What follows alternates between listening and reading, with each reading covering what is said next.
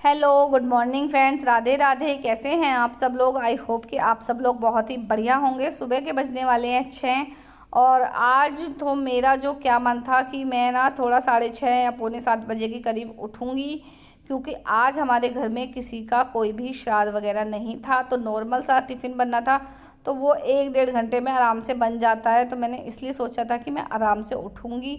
लेकिन क्या हुआ, मेरे वाले छोटे वाले बेटे की अचानक से तबीयत ख़राब हो गई।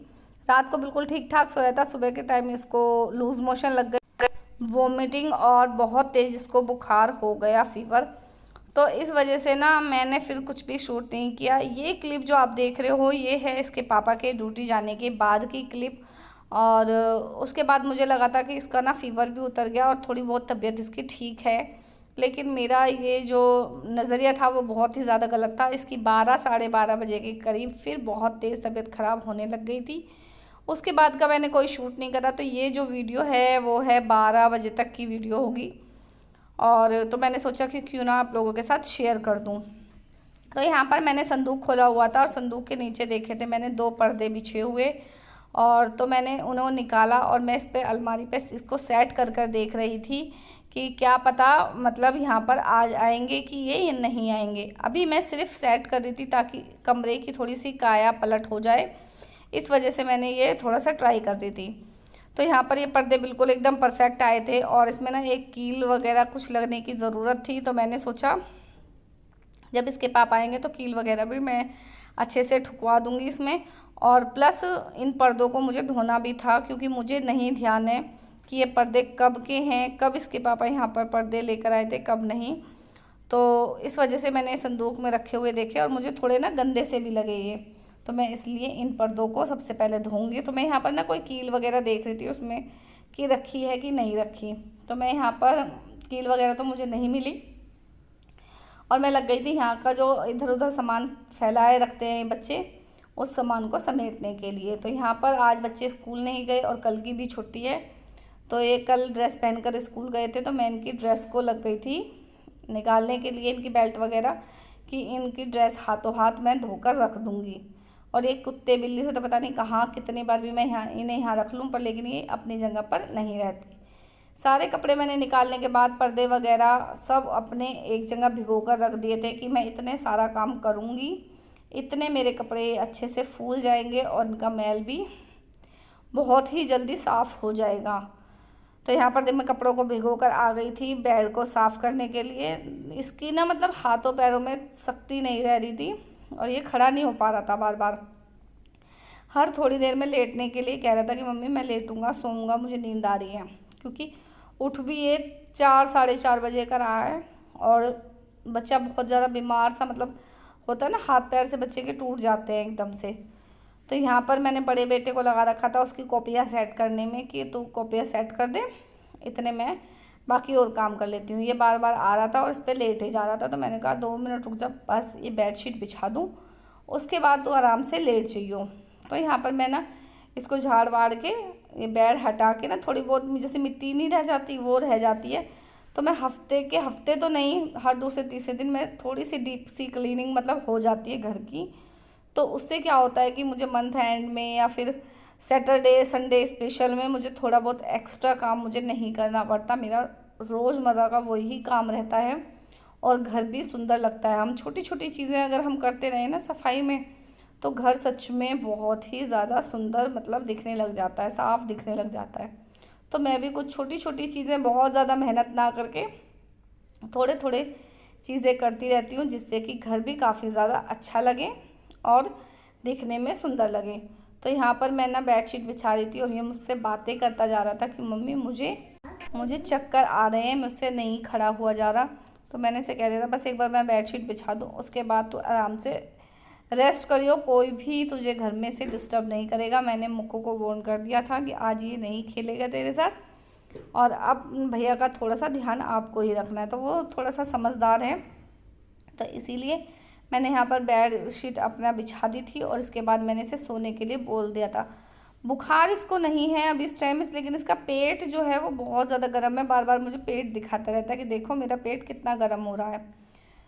तो यहाँ पर मैंने इसे सोने के लिए भले ही बोल दिया हो, लेकिन इसे अभी नींद मतलब नहीं आ रही थी, तो मैं लग गई थी अपने और काम में, प्रेस वगैरह मैं करने लग गई थी। एक शर्ट भी होती है तो मैं उस पर भी हाथों हाथ के प्रेस कर कर रख देती हूँ, ताकि मुझे बहुत सारा वो जो बंडल सा होता है प्रेस करने के लिए वो मुझे ना करना पड़े। तो इनकी एक शर्ट थी और एक रुमाल मैंने प्रेस कर कर रख दिया था। उसके बाद मैं आ गई थी झाड़ू लगाने। पहले लगाई कमरे में झाड़ू, उसके बाद थोड़ा सा ना गेट वगैरह पे हल्का सा मतलब हाथ झाड़ू लगा रही थी मैं, ताकि इन पे जो भी कोई जाला वाला हो वो हट जाए। तो मैं आ गई थी फिर किचन में। मेरा खाना वाना सब बन ही चुका था पहले, और मोस्टली बर्तन वगैरह मैंने सब मांज दिए थे। मेरी सिर्फ काउंटर टॉप साफ़ करना रह रहा था, और 1 या 2 बर्तन मुश्किल से पड़ा होगा सिंक में, मुझे वो मांजना था। तो यहाँ पर लग गई थी मैं गैस को अच्छे से साफ़ करने के लिए। सबसे पहले बहुत ज़्यादा गंदी नहीं थी, क्योंकि मुझे कोई इतना ज़्यादा भारी भरकम काम मैंने नहीं किया था कि जिससे बहुत ज़्यादा गैस मेरी गंदी होगी। लेकिन सुबह के टाइम में थोड़ा सा दूध निकल गया था, तो उसके बाद ना मैंने ये स्टैंड वगैरह धोए हुए थे, तो मैं इनको फटाफट से पोंछ पोंछ के लगा रही थी। क्योंकि ना जब बच्चा बीमार होता है तो ऐसा लगता है कि जितने वो सो रहा है तो फटाफट से सारा काम ख़त्म कर लो, फिर उसके बाद अपना उसे टाइम देना। तो मैं यहाँ पे लग रही थी काम करने के लिए। नव सो चुका था, और जो है काउंटर टॉप थोड़ा सा ज़्यादा रगड़ रगड़ के मैं साफ़ इसलिए कर रही थी क्योंकि हल्का सा फुल्का सा ना आटा चिपक गया था इस पर। जैसे पानी वगैरह की मतलब सूखा आटा था, उसके ऊपर मैंने जैसे पानी डाला तो वो चीज़ चिपक गई थी, तो उसके बाद उसे छुटाने में लगी हुई थी। पहले से मंजे हुए थे मेरे बर्तन, और बर्तन को मैं लगाने लगी थी स्टैंड में, ताकि मुझे ना बाद में स्पेस सी रहे पूरी जगह, जो सामान जहाँ है वो वहाँ का वहीं रह जाए। मेरा दिमाग जा रहा था नव में, क्योंकि एक तो उसे चक्कर आ रहे थे, और वो बहुत मतलब स्ट्रॉन्ग है, जो मेरे बड़े वाले बेटे से भी बहुत ज़्यादा स्ट्रॉन्ग है। अगर उसको बुखार वगैरह, पेट में दर्द वगैरह कुछ होता है तो वो इतना ज़्यादा रिएक्ट नहीं करता है, इतना ज़्यादा परेशान नहीं होता, और हमें भी नहीं करता। लेकिन जब बच्चे की ज़्यादा तबीयत ख़राब होती है तो देखिए फिर उस केस में तो बच्चा थोड़ा सा परेशान रहता ही है। तो यहाँ पर लगी थी मैं अपना काम ख़त्म करने के लिए, और साथ में साथ आप ध्यान से देख रहे होंगे तो मुक्कू भी मेरे साथ लगा हुआ है काम करने में। चुटमुट मैं उसे बता रही थी कि चल एक काम कर, चप्पल सारी साइड में रख दे, एक काम करो बेटा ये चीज़ वहाँ से उठा के वहाँ रख दो। तो मैं कुछ इस तरह से उसे काम बता रही थी। यहाँ पर लगी थी मैं कपड़ा सा, एक बार मैं क्या करती हूँ गीला कपड़ा लेती हूँ हफ्ते में 2 या 3 दिन बाद में, उसके बाद मैं क्या करती हूँ इसको एक गीला कपड़ा लेने के बाद इसे सब जगह घुमा देती हूँ जहाँ मुझे लगता है कि यहाँ पर थोड़ी सी डस्ट मतलब हैगी। तो सबसे पहले लगी थी मैं किचन में मैंने जो ये अलमारी वगैरह थी सब पर एक अच्छा सा गीला कपड़ा करके घुमा दिया था। उसके बाद लगा दी थी मैंने किचन में भी अच्छे से झाड़ू।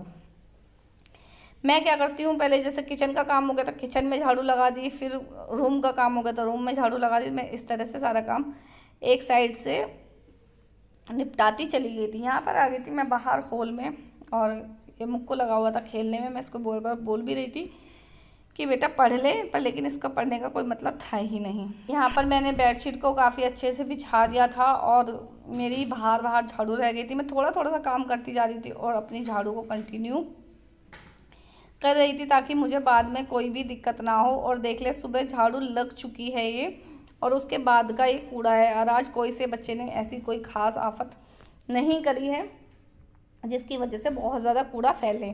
झाड़ू वाड़ू लगाने के बाद मैं आ गई थी बीच में सबसे पहले इसको देखने। तो ये देखा मैंने हथियार से लेकर सोया हुआ था, फिर मैंने इसको सोता हुआ छोड़कर मैं लग गई थी अपने जो जंगले से थे इन पर थोड़ी सी झाड़ू लगाने, क्योंकि दिवाली भी आ रही है, और प्लस इसमें अगर 1-2 जाला भी होगा तो वो हट जाएगा। क्योंकि अगर बाई चांस जाला होगा तो वो हमें ही परेशान करेगा, किसी और को नहीं, और बहुत ज़्यादा घर में जाले होने भी नहीं चाहिए। तो देखिए मैंने यहाँ से फटाफट से सफाई करी, हल्का फुल्का सा कूड़ा निकला था उस पर भी मैं एकदम से झाड़ू लगाने लग गई थी, ताकि मुझे पोछा लगाने में कोई भी कूड़ा मेरे सामने ना आए। पूरे घर में झाड़ू लगने के बाद मुझे ध्यान आया कि मेरा टीवी और मेरी जो टीवी के अंदर जो अलमारी है वो बिल्कुल ऐसी रह गई थी, उस पर मैंने कपड़ा नहीं लगाया था, और सामने बोर्ड भी मुझे गंदा दिखने लगा, तो मैं उसको भी साफ़ करने लग गई थी गीले कपड़े से।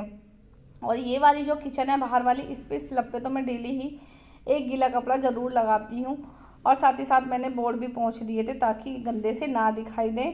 क्योंकि अब तो हम जाने वाले हैं, 10 से 15 दिन हमारे मुश्किल से यहाँ पर रह रहे हैं, तो किसी का घर इतना गंदा सा ना दिखाई दे कि वो बाद में कहे कि किस तरह से ये लोग रह रहे हैं। अभी हम लोग दिवाली वगैरह मनाने के लिए घर जा रहे हैं, उसके बाद फिर वापस से यहीं पर आ जाएंगे। तो बाहर कूलर रखा था और इस पर भी हल्की फुल्की डस्ट हो ही जाती है, तो मैं इसको वैसे तो डेली गीला कपड़ा लेके मार देती हूँ। यहाँ पर मैं करने लगी थी इनका गेट साफ़, क्योंकि ये गेट पर भी ना धूल के जो ये निशान से हैं इनके अंदर धूल दिखने लग जाती है और फिर वो बहुत ही ज़्यादा गंदे लगते हैं। और ये सब करने के बाद मैं लग गई थी पोछा लगाने के लिए, और आज मैं बैठकर पोछा लगा रही थी, क्योंकि आज मैंने बाल्टी में पोछे की में डाला था थोड़ा सा नमक, क्योंकि किसी ने कहा है कि नमक अगर डाल के हफ्ते में एक बार पोछा भी लगाओ तो नेगेटिविटी घर से बहुत ही ज़्यादा दूर रहती है।